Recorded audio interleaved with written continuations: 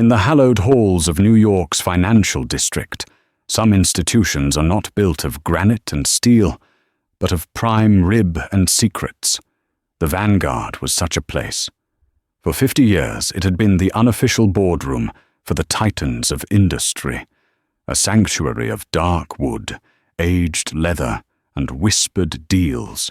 And in this kingdom, there was a queen. Her name was Isabel Sterling, and the fear she inspired was as perfectly aged as the scotch behind the bar. Isabel was the wife of Julian Sterling, a man whose real estate empire was etched into the city's very skyline. But while Julian built towers, Isabel built a fortress of social terror around herself. A single, perfectly arched eyebrow from her could wither a debutante's social season. A quiet word could see a chef's reputation reduced to ashes.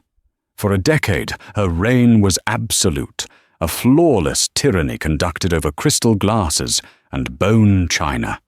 But every fortress, no matter how imposing, has a foundation. And Isabel Sterling's was built not on bedrock, but on a fault line of lies. What happens when a new waitress, a woman with the eyes of a hawk and a past that taught her to see the cracks in any masterpiece, begins to tap, ever so gently, at that foundation? This is not a story of a simple takedown. It is the story of a meticulous deconstruction, the careful, deliberate dismantling of a fraud, one perfectly polished piece of silver at a time. The air inside the Vanguard smelled of power. It was a rich, complex aroma, a bass note of Cuban cigar smoke clinging to the velvet curtains, a heart note of expensive bourbon mingling with the scent of beeswax from the gleaming mahogany walls, and a sharp, metallic top note of unrestrained ambition. For Ilara Vance, it smelled like the end of the line. Just 6 months ago, she had been the proprietor of Vance Restorations, a small, acclaimed studio specializing in the conservation of fine art and antiques. Her hands, now destined to carry trays of seared foie gras, were once steady enough to reconstruct the delicate brushstrokes of a 19th-century landscape. She understood the chemistry of pigments, the subtle tells of a forgery, the way time and deceit could leave their fingerprints on canvas and wood. Then her business partner, the man who handled the finances, vanished, taking with him every cent of their capital and leaving behind a mountain of debt and a crater where her dreams used to be. Now, she was adjusting the starched, unforgiving collar of a uniform that felt like a costume for a life she never wanted. Her first shift was a dizzying crash course in a world of rigid, unspoken laws. Wine was to be poured with the label facing the guest, the stream never faltering. Breadcrumbs were to be swept away with a silver crummer in a single, silent pass. A dropped napkin was an existential crisis, to be remedied with the swift, silent grace of a ghost. The most critical rule, however, wasn't printed in the leather-bound employee manual. It was imparted by Arthur, the head sommelier, a man in his late 60s whose face was a fine parchment of wry amusement and long-suffered fools. He was decanting a bottle of 1982 Chateau Margaux, his movements a form of prayer. "See that table?" he murmured, his eyes not leaving the ruby liquid swirling into the crystal decanter. He gave a subtle nod toward the corner booth, a throne of plush, oxblood leather. "That is the altar, and the high priestess holds court every Thursday at 7. Ilara followed his gaze. The booth was set apart, offering its occupants a panoptic view of the dining room while shrouding them in a discreet shadow. "The high priestess?" "Isabel Sterling," Arthur said, the name spoken with a distinct lack of reverence. He set the decanter down with a soft click. "Wife of Julian Sterling, the man who could buy this block, tear it down, and build a monument to his own ego without checking his bank balance." Elara knew the name, of course. Julian Sterling was a New York institution. His wife, however, was a legend of a different sort. She was a constant presence in society magazines, her image one of glacial, untouchable elegance. Her smile was a masterpiece of cosmetic dentistry and emotional restraint. "She is our most valued patron," Arthur continued, polishing a glass until it squeaked in protest, "and our most venomous. Do not speak to her unless she speaks to you. Do not meet her eye for more than a second. If she claims her water tastes of existential despair, you are to agree with her and fetch a new bottle from a more optimistic spring. One misstep, one perceived imperfection, and she will not only have you fired, she will take a personal interest in ensuring you never work in a decent establishment in this city again." A cold knot formed in Elara's stomach. This was beyond a demanding customer. This was a blood sport. "Is she truly that terrible?" Arthur gave a short, humorless puff of air. "Last winter, a new busboy, a sweet kid named Marco, saving for his mother's surgery, accidentally spilled a single drop of water on the floor near her alligator skin handbag. It did not touch the bag. It was a foot away. She claimed the humidity from the droplet had compromised the leather's integrity. She created such a chillingly quiet scene that our manager, Mr. Davies, had to let the boy go, right there in the middle of the dinner rush. She watched him pack his things. I think she enjoyed it." The story landed in Elara's gut like a shard of ice.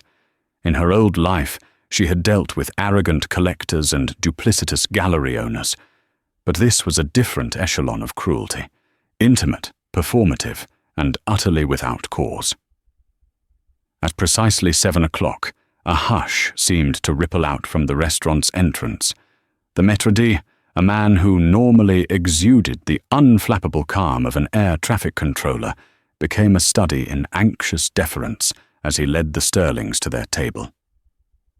Julian Sterling was a man carved from granite and ambition, tall and solid, with silver hair and eyes that missed nothing.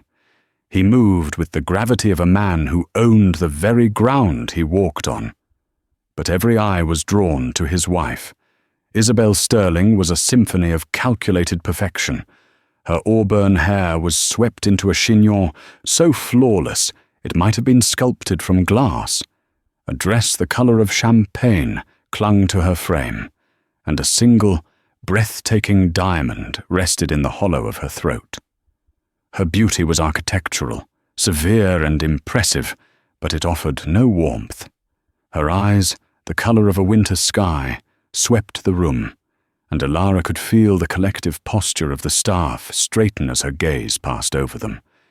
It was a look of appraisal, of measurement, and of finding everything wanting. Elara was assigned a station perilously close to the Sterling's booth.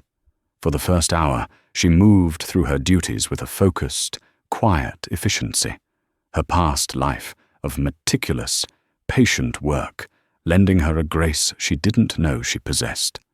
She could hear Isabel's voice, a low, melodic tone that sliced through the ambient murmur.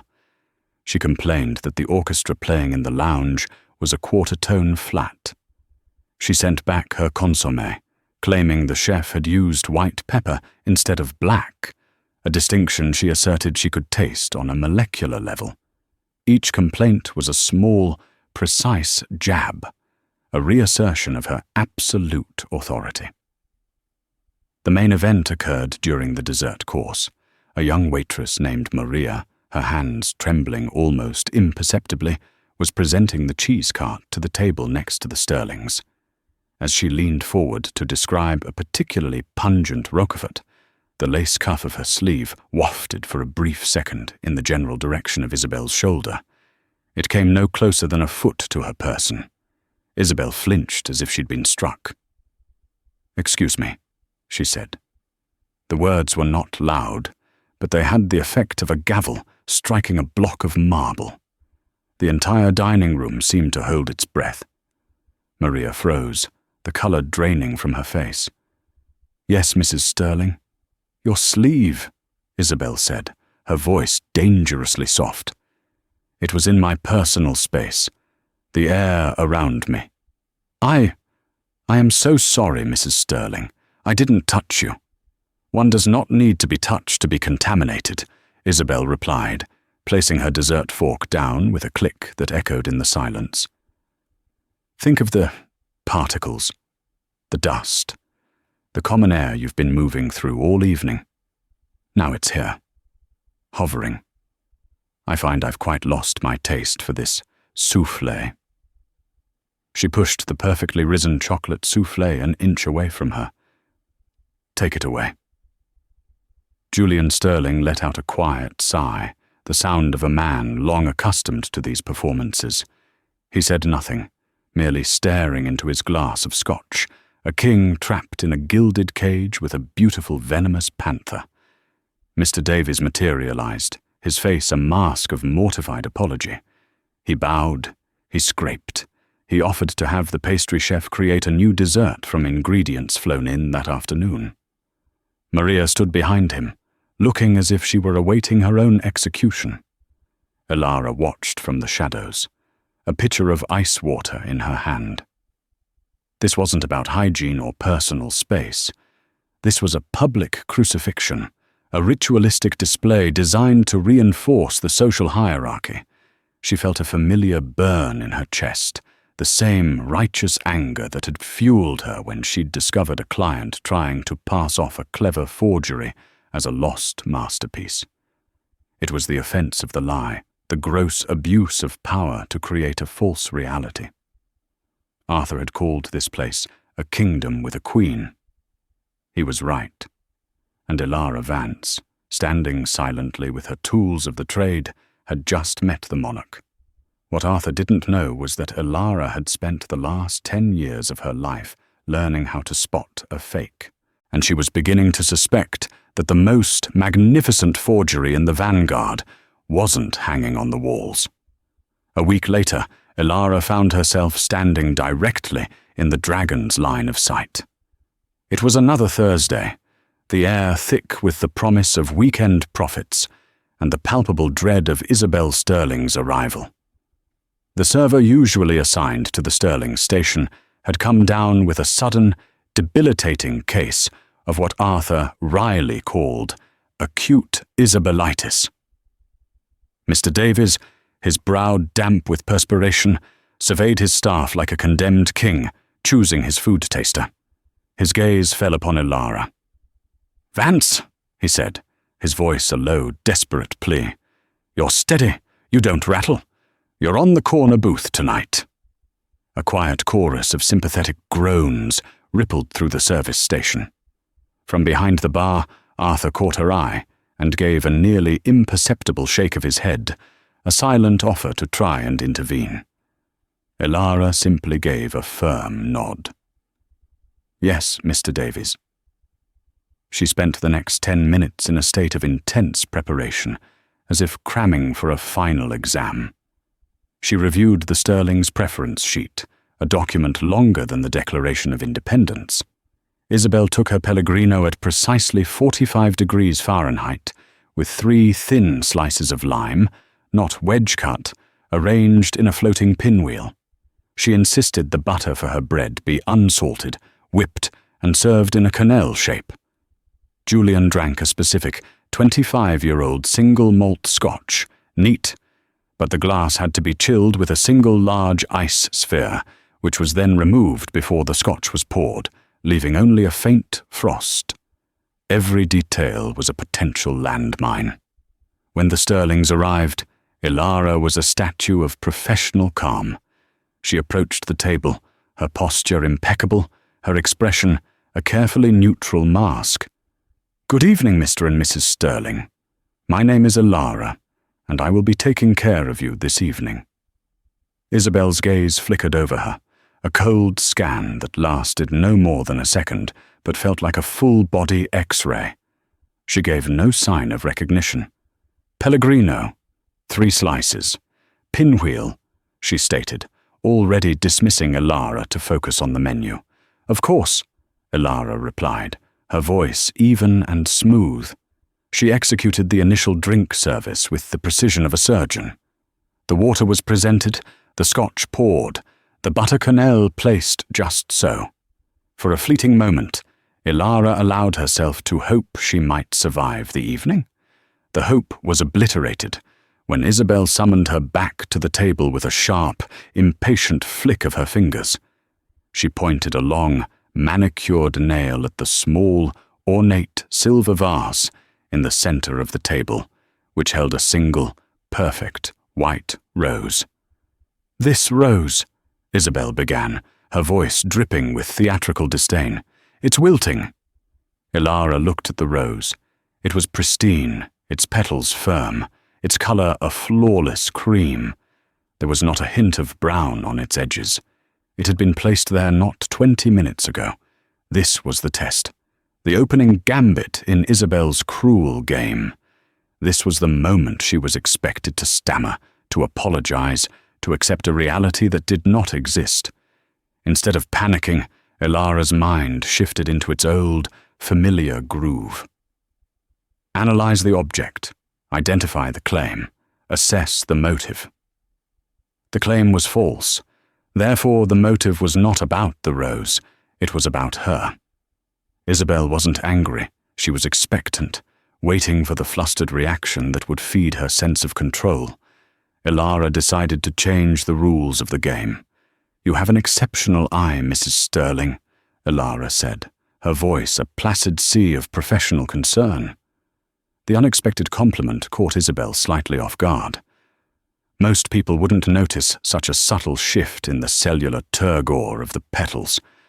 "I will have it replaced for you immediately, with one that is, shall we say, in its first flush of youth."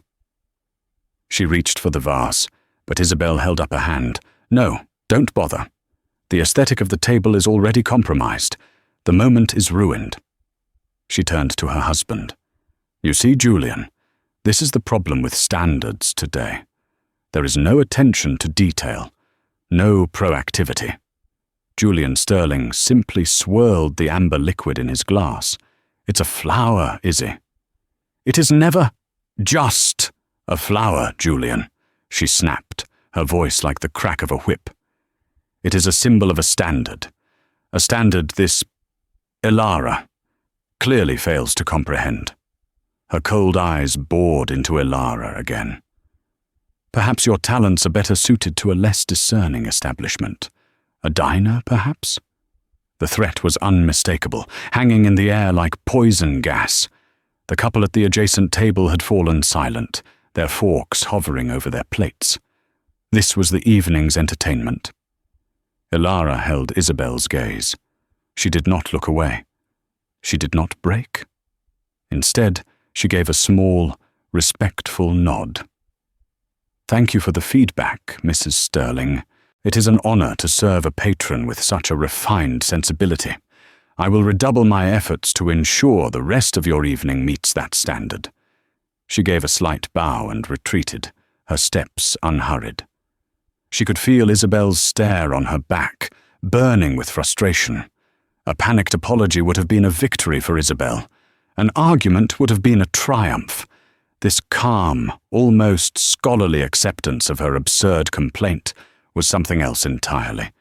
It was like punching water. It was a refusal to be her victim.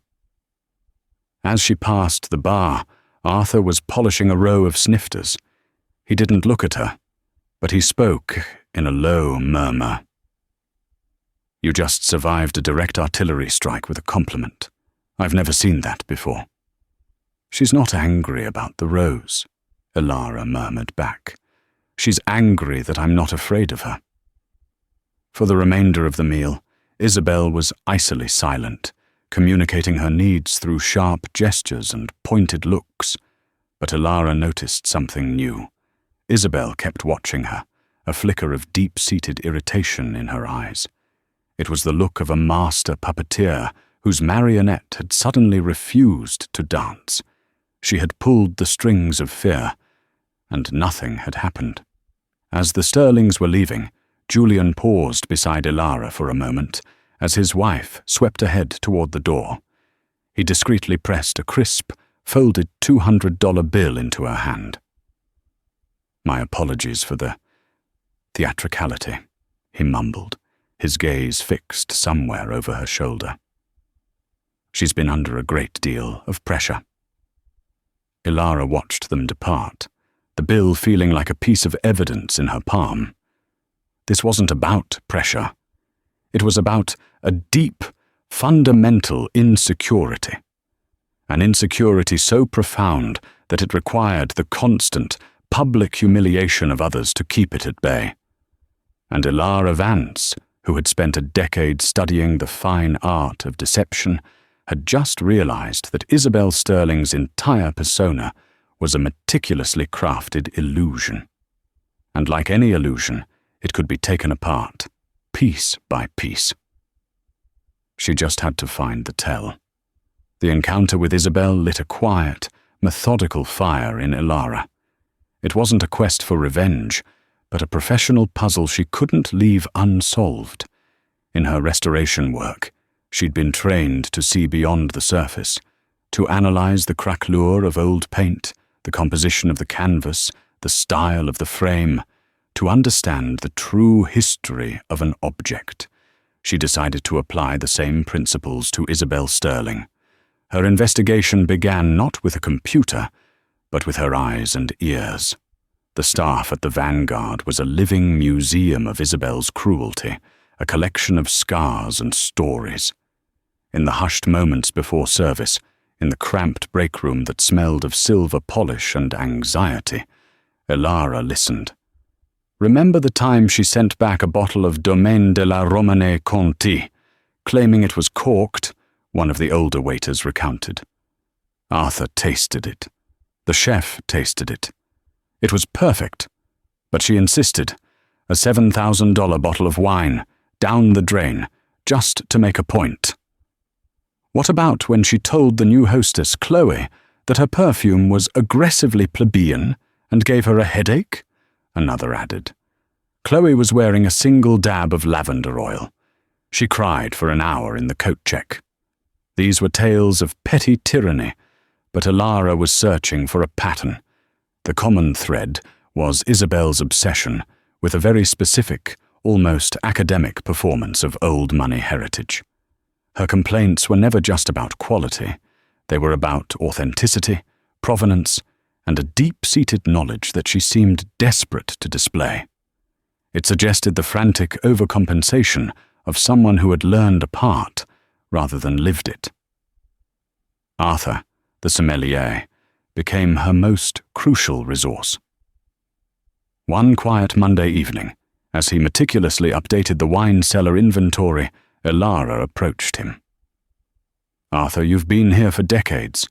What was she like when she first started coming in with Julian?" Arthur paused, tapping a pen against his chin. Different. Trying to be the same, but the brush strokes were still visible. This was about 10 years ago, right after they married.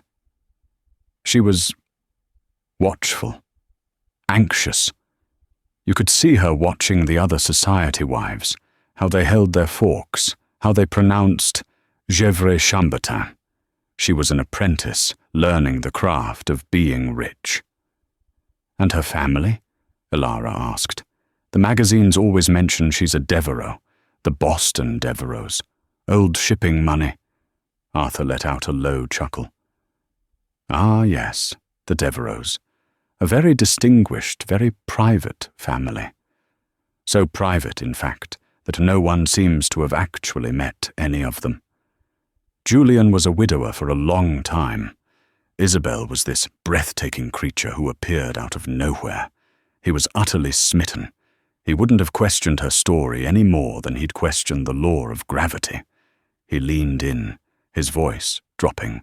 "The truly interesting thing is, for a woman from such a famous Boston family, she never, ever talks about her childhood. No anecdotes, no fond memories. It's a blank canvas." A blank canvas. To a restorer, That was the most suspicious thing of all. That night, Ilara went home to her tiny, book-filled apartment. The $200 bill from Julian Sterling sat on her dresser. It wasn't a tip, it was hush money. She sat down with her laptop, not with Google, but with the specialized archival databases she still had access to from her university days: genealogical records, society archives, digital newspaper collections going back a century. She searched for Isabel Devereux with an estimated birth year. The results were scant. The Boston Devereux were indeed a real family, but their family tree was well documented. There was no Isabel. There was, however, a Lillian Devereux, the sole heiress to the family fortune. A beautiful, vibrant girl who had been a fixture in the papers until she vanished. Ilara's fingers flew across the keyboard. Lillian Devereux had been in a tragic riding accident about 12 years ago. She'd been thrown from her horse, suffered a severe head injury, and was sent to a private long-term care facility in Switzerland to recover. The family had requested absolute privacy. After that, the trail went cold. There were no new photos, no updates on her condition. She had simply ceased to exist in the public eye. Ilara pulled up the last known photos of Lillian Devereux. The resemblance to Isabel Sterling was uncanny. The same auburn hair, the same fine-boned features, the same startlingly blue eyes. It was entirely plausible that this was the same woman, recovered and reintroduced to society.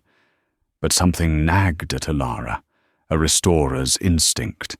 She had spent years training her eyes to spot the minute differences that exposed a copy. She put the photos of Lillian side by side with recent photos of Isabel. The bone structure was the same, yes, but the expression was entirely different. Lillian's eyes, even in posed photos, were warm, filled with a mischievous light. Isabel's were cold, guarded, like windows on an empty house. It was the difference between a living person and a beautiful, hollow doll. She needed more. She changed her search tactics, digging into auction house records. The Devereux family had been famous collectors of Gilded Age jewelry, particularly pieces by Tiffany & Co. and Cartier. Ilara found catalogues from past auctions with detailed photographs and descriptions of the family's most famous pieces. And then she saw it. A magnificent diamond and sapphire brooch designed in 1905. It was described as Lillian Devereux's favorite piece, one she was rarely seen without. Ilara's heart began to pound. She had seen that brooch before. Isabel Sterling had worn it to the opera gala just last month.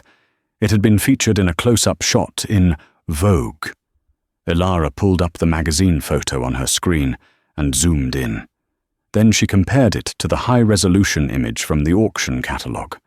To a casual observer, they were identical.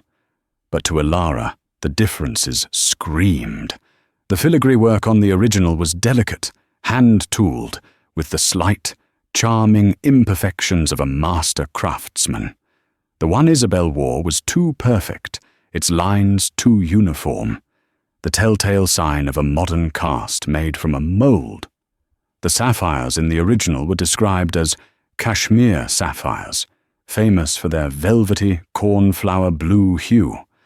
The stones in Isabel's brooch had the harder, glacier light of more common Ceylon sapphires. It was a fake, a masterful, incredibly expensive fake, but a fake nonetheless. Why would a woman who was supposedly the sole heiress to a vast fortune, a woman married to a billionaire, wear a replica of her own family's most famous heirloom? The answer hit Ilara with the force of a physical blow. Unless she wasn't Lillian Devereux, unless she was an imposter who only had access to photographs of the jewelry, not the real thing. The theory was insane, the plot of a pulp novel. But the evidence, the blank past, the anxious performance, the fake brooch, was all pointing in the same direction.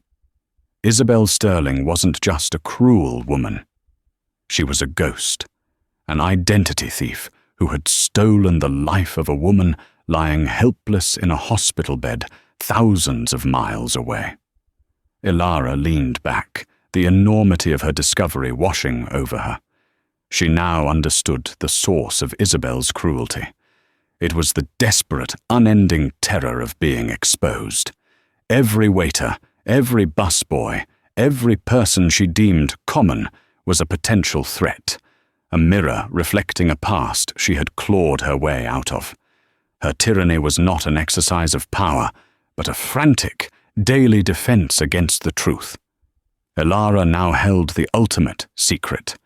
It was a dangerous, explosive piece of knowledge. But she knew she couldn't just sit on it, a forgery of that magnitude, a life stolen so completely. It was an offense against the very nature of truth. The question was, what was she going to do about it? The knowledge of Isabel's secret was a heavy burden. A direct confrontation was out of the question. It would be her word against that of a billionaire's wife, and Ilara had no illusions about who would be believed. She needed more than a theory. She needed irrefutable proof, and she needed the right moment to present it. For now she continued her shifts at the vanguard, her calm demeanor now a weapon of its own. Her composure was having a corrosive effect on Isabel. Ilara's refusal to be baited, her serene competence in the face of provocation, was an intolerable act of defiance. It was as if a portrait was talking back to its painter. Isabel couldn't abide it. If she couldn't break the waitress with psychological warfare, she would have to escalate. She would have to utterly destroy her. The assault came on a rain-slicked Tuesday night when the Vanguard was hosting the annual foundation dinner for the city's Museum of Art. The room was a glittering constellation of old money and new power. The Sterlings were at their corner throne, holding court for the museum's board of directors. Isabel was incandescent, the perfect hostess, her laughter like the chiming of tiny bells. But Ilara, watching from her station, saw the tightness around her eyes, the way her gaze kept darting towards her. She was a predator, patiently waiting for the moment to isolate her prey from the herd. The moment arrived just as the main courses were being cleared. Isabel let out a sharp, theatrical gasp, a sound perfectly calibrated to command attention. She pressed a hand to her wrist, her fingers fluttering in a pantomime of distress. "Oh my goodness!"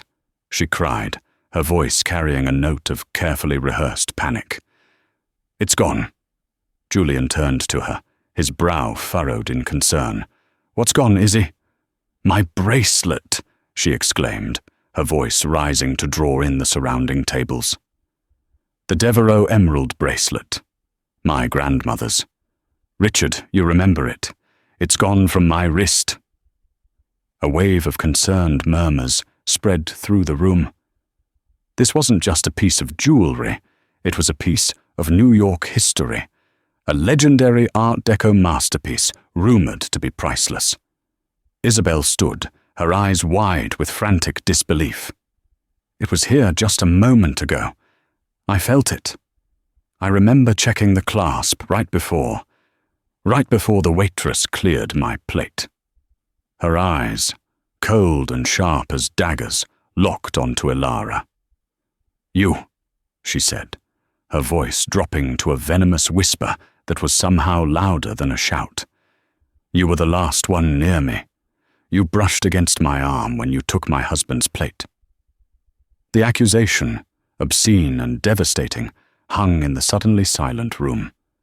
Ilara felt a wave of ice water rush through her veins, but her training, both in the restaurant and in the patient, methodical world of restoration, took over.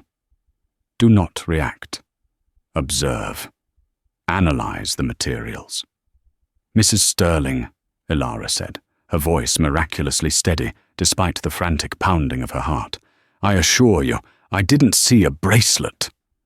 "Of course you would say that," one of Isabel's companions, a woman named Beatrice, interjected, eager to play her part in the drama.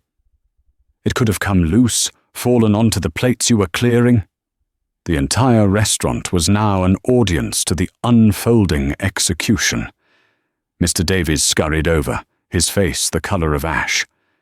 "Mrs. Sterling, what is the matter?"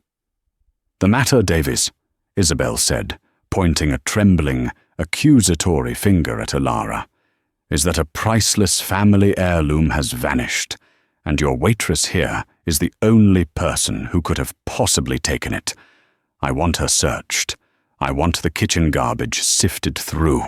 I want that bracelet found." This was the checkmate, a public branding. In this rarefied world, the word of Isabel Sterling was scripture. The word of a waitress was dust. Alara would be fired, her name blackened. The stain of theft, even unproven, would make her unemployable. It was a professional guillotine. Mr. Davies looked at Alara, his expression a wretched mix of fear and pity. "Alara, did you see anything?" "No, sir," Alara said firmly. "I took the plates directly to the scullery." "Search her apron pockets," Beatrice demanded. "That won't be necessary," Alara said, her voice cutting through the rising hysteria. She looked Mr. Davies directly in the eye. "I will empty my pockets right now. I have nothing to hide." She calmly pulled out her corkscrew, her order pad, a pen and a packet of tissues, placing them on a nearby service stand for all to see. Isabel let out a derisive scoff. "As if you'd be foolish enough to keep it on your person. It's in the kitchen, no doubt, hidden away until you can retrieve it at the end of your shift." The trap was perfect. The real bracelet was likely tucked away in Isabel's own evening bag, ready to be discovered later, long after Alara's life had been shattered. The accusation was the only thing that mattered. "We will, of course, have security search the kitchen disposals immediately," Mr. Davies stammered, trying to placate the raging queen. "And what of her?" Isabel insisted, her voice climbing to a shrill peak. "She should be held here. The police should be called." Julian Sterling, who had remained a silent, grim spectator, finally spoke. "Izzy, let's be rational," he said, a note of deep embarrassment in his tone. "Perhaps it simply fell to the floor." "I have looked, Julian. It is not here." A humiliating search began, with busboys and waiters on their hands and knees, peering under the heavy linen tablecloths. Alara stood alone in the eye of the hurricane, the silent, condemned woman. She knew she was being framed. She knew denials were futile. She couldn't fight the accusation, so she had to change the battlefield. She had to make this about something else entirely. This was the moment. She had to deploy her own weapon, not a clumsy accusation, but a quiet, irrefutable fact. As the search party came up empty, a suffocating sense of doom settled over Alara. Mr. Davies was wringing his hands, Isabel was radiating triumph, and her friends were whispering like a Greek chorus, their eyes darting towards Alara with undisguised scorn. The verdict had already been passed. "We can't find it anywhere, Mrs. Sterling," Mr. Davies reported, his voice trembling. "Then call the police," Isabel commanded. "I wish to file a report for grand larceny." The words were a death knell. Alara knew this was her final, desperate move. She couldn't prove her innocence regarding the location of the bracelet, because its location was part of the lie. But she could challenge the identity of the bracelet itself. She could attack the credibility of her accuser by attacking the credibility of her props. Just then, as if on cue, Isabel let out another gasp.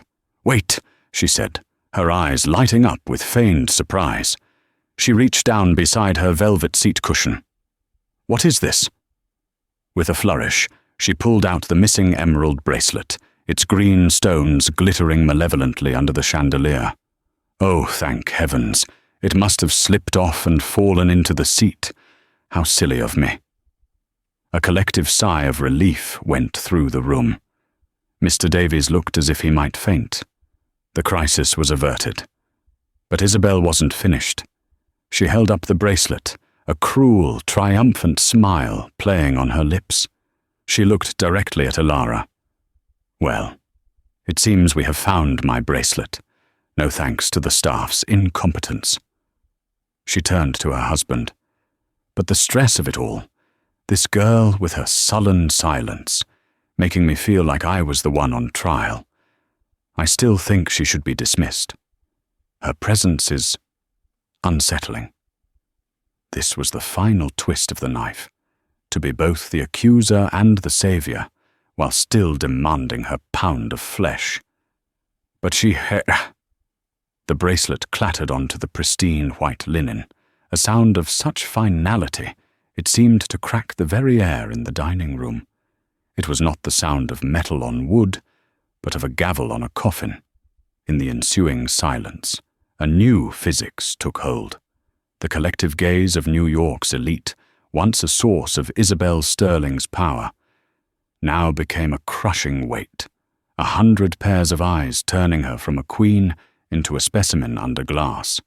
The architectural beauty of her face collapsed, not into tears or rage, but into something far more terrifying. A void.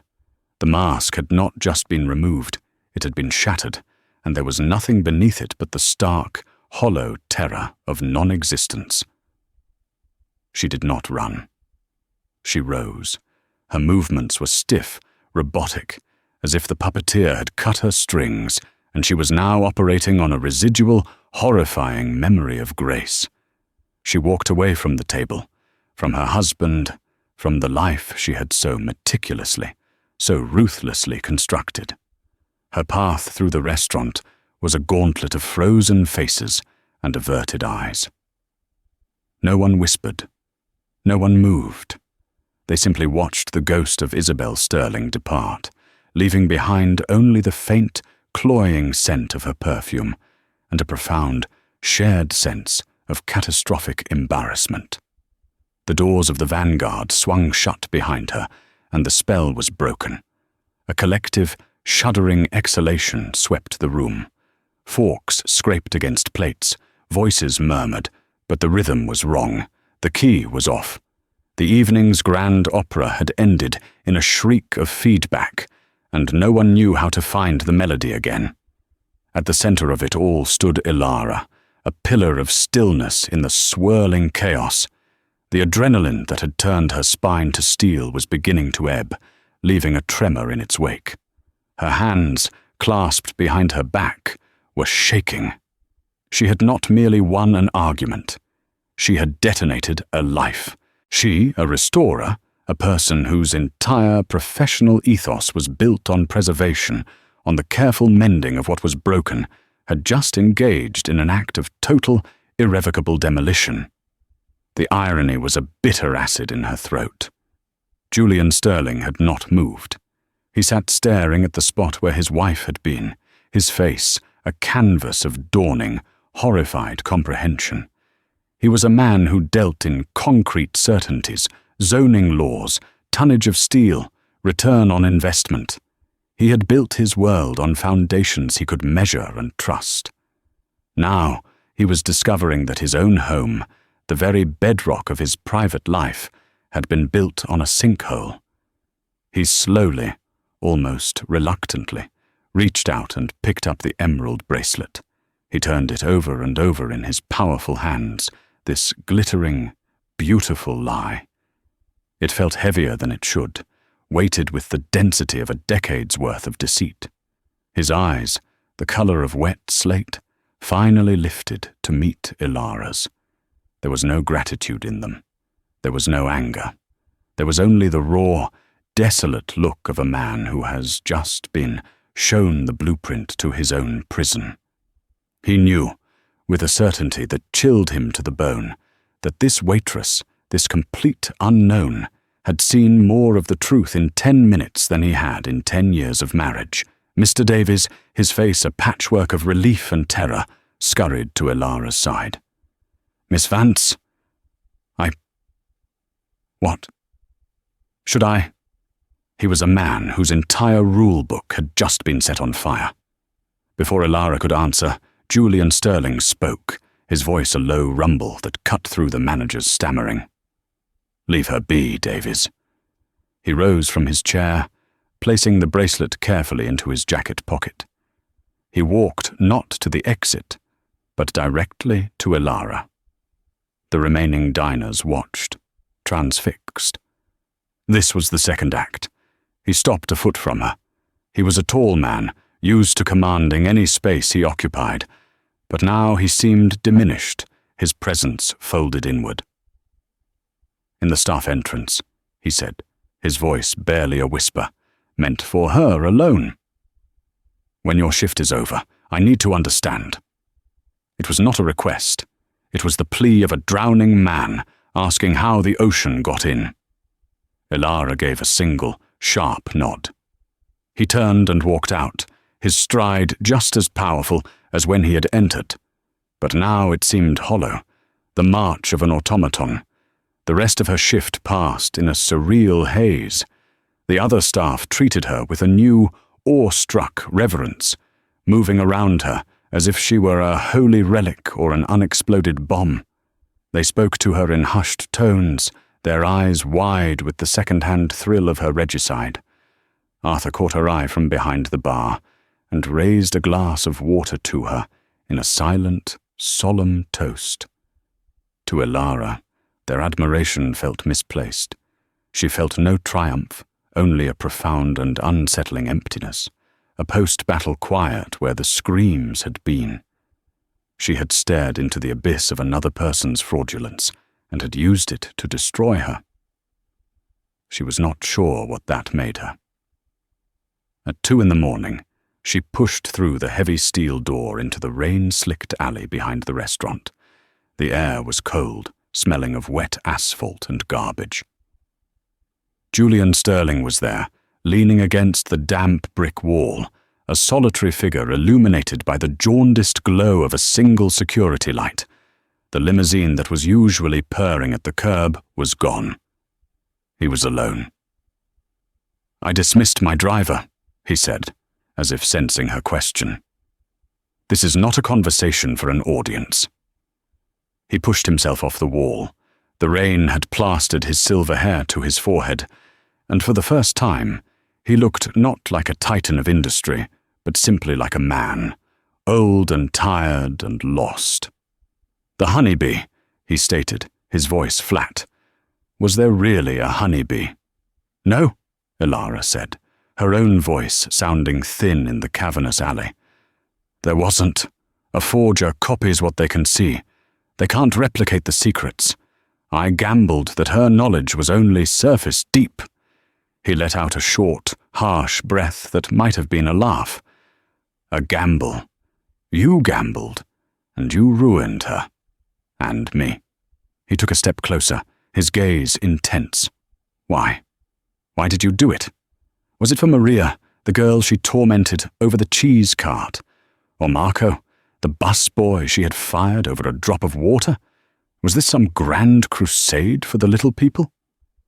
The question hung between them, laced with a bitter cynicism.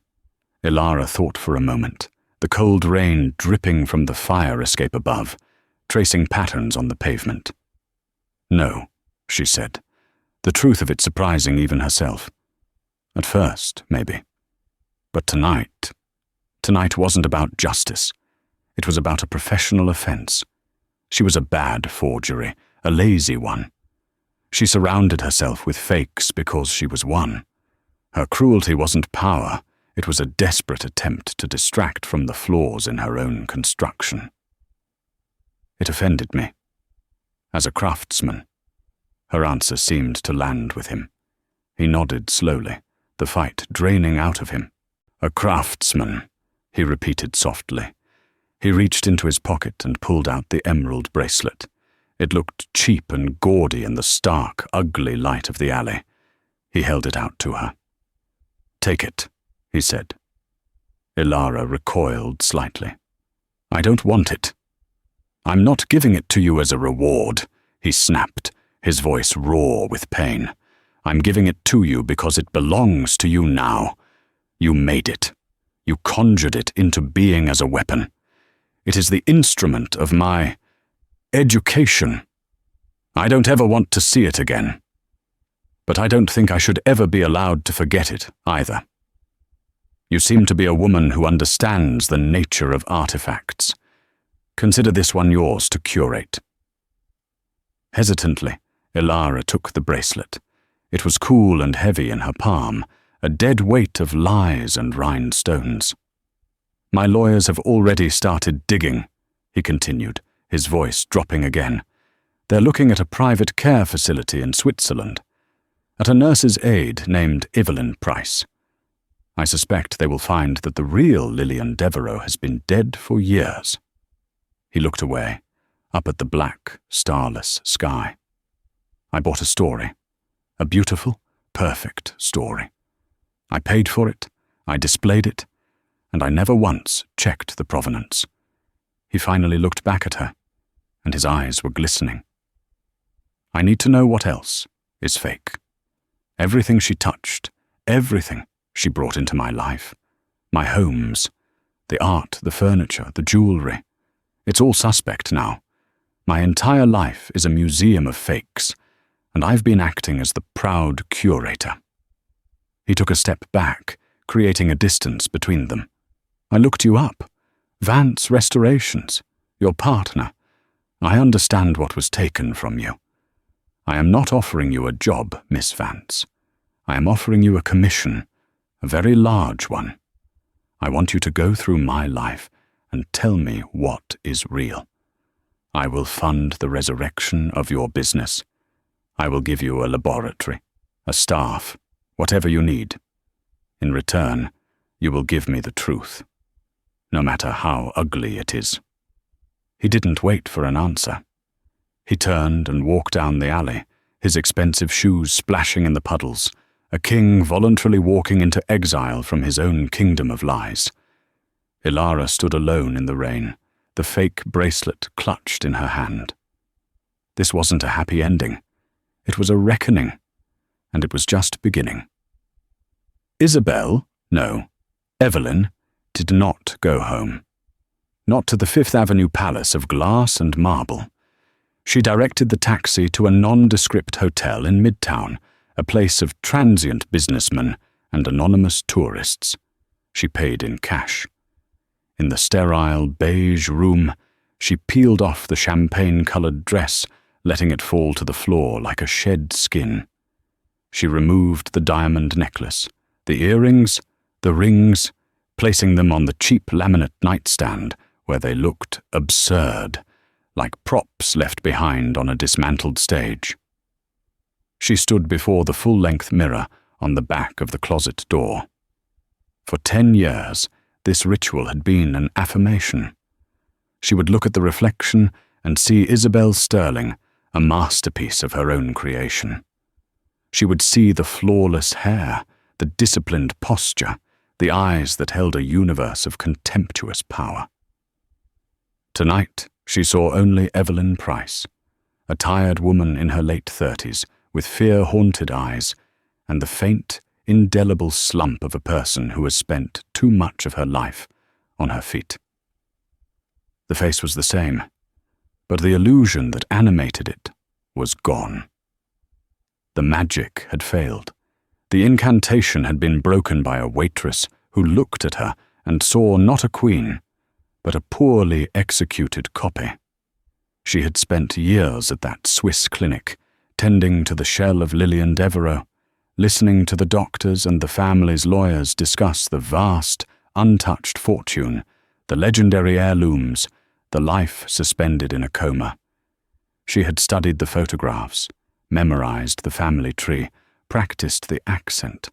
It had been the most ambitious, most demanding role of her life. She hadn't just wanted the money, she had wanted the armor of it. The impenetrable fortress of a name so old and respected that no one would ever dare look closely enough to see the terrified, grasping girl from a forgotten town in Ohio. Her cruelty had been the moat around that fortress. Every waiter she belittled, every debutante she withered, was a peasant being reminded of their distance from the castle walls.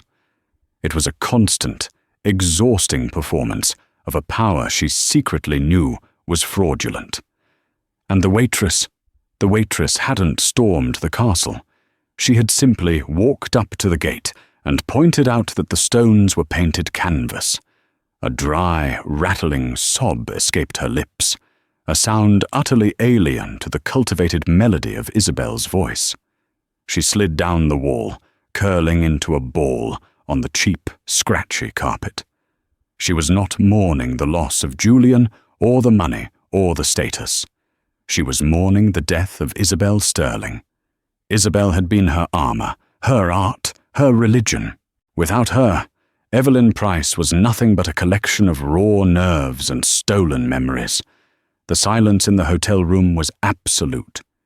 It was the silence of a tomb. 6 months later, sunlight, thick with the golden dust of late autumn, streamed through the soaring windows of a Soho loft. The space smelled of linseed oil, turpentine, and old paper, the sacred incense of Ilara's reclaimed life. This was the new Vance Restorations, a state-of-the-art studio where science and art converged. Ilara stood before a massive canvas, a supposed Venetian masterwork from Julian's collection. X-ray fluorescence scans were projected on a monitor beside her, showing the elemental composition of the pigments. Her analysis was confirming what her eye had told her in an instant. The vibrant lapis lazuli was synthetic ultramarine, invented in the 19th century. The underdrawing, revealed by infrared reflectography, was hesitant and clumsy, not the confident work of a master. Another fake, another lie to be catalogued. Julian visited her once a week. Their meetings were quiet, formal affairs. He would review her reports, his face impassive as he read the clinical autopsies of his possessions. Each confirmed forgery was another stone removed from the foundation of his past life. He seemed to be undergoing his own kind of restoration, stripping away the layers of gilded varnish to find whatever truth remained underneath. He was quieter now, more watchful, the easy arrogance of the billionaire replaced by the cautious humility of a man who knows how easily he can be fooled. One afternoon, he found her not with a painting, but with the emerald bracelet. She had it disassembled on a velvet cloth on her workbench, the cheap stones separated from the plated setting. "I could never decide what to do with it," she said, without looking up. "It felt wrong to throw it away. It's a piece of evidence, a reminder." "A reminder that nothing is what it seems?" he asked, his voice weary. "No," Ilara replied, finally meeting his gaze. She picked up one of the glass stones, holding it up to the light. "A reminder that the most convincing forgeries are not born from a desire to create beauty, but from a desperate need to be seen. The artist doesn't want you to admire the work. They want you to believe the signature." She had learned more in the last 6 months than in a decade of academic study. She had learned that authenticity was not about perfection, but about the honest accumulation of flaws, the crack in the paint, the scar on the canvas, the patina of age. Evelyn Price had tried to create a life without flaws, without history, and in doing so had created something brittle and hollow. Julian nodded, a flicker of understanding in his eyes. He never mentioned Evelyn's name.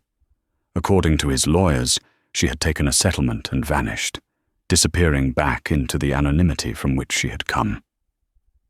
After he left, Ilara swept the pieces of the dismantled bracelet into a small, unmarked box. She would keep it. It was the cornerstone of this new life, a memento of the night she learned the profound difference between taking things apart and allowing them to fall apart. One was an act of destruction. The other, she was beginning to understand, was simply an act of truth. She turned back to the easel, to a new project. It was a small, unassuming portrait of a merchant's wife, her face a web of fine lines, her expression weary but resolute. The painting was damaged, torn near the corner, the varnish dark and obscuring. It was not a masterpiece. It was not worth a fortune. But it was real.